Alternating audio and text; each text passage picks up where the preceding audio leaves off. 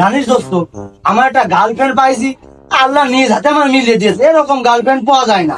আর আমি যা কই তাই শুনি, আল্লাহকে একটা, আর সেটাই আমার কপালে পড়েছে। দেখ দোস্ত সুজন, গার্লফ্রেন্ড নিয়ে কোনো কথা কবি না। গার্লফ্রেন্ড যদি হয় তা আমার এক কান, লাখে না কোটি দিয়ে এক কান, যা কই তাই শুনি।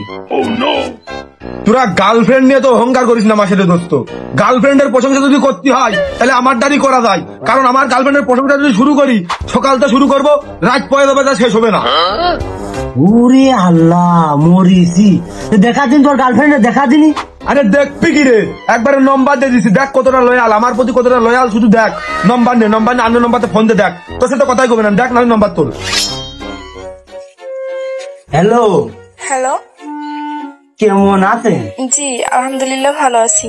কতটা ধার্মিক, কতটা ধার্মিক। আপনাকে না একটা কথা বলার দরকার ছিল। এত কথা ভালো লাগে না। যদি কাজ করতে চান অডিও কলে 300, ভিডিও কলে 500 একদম।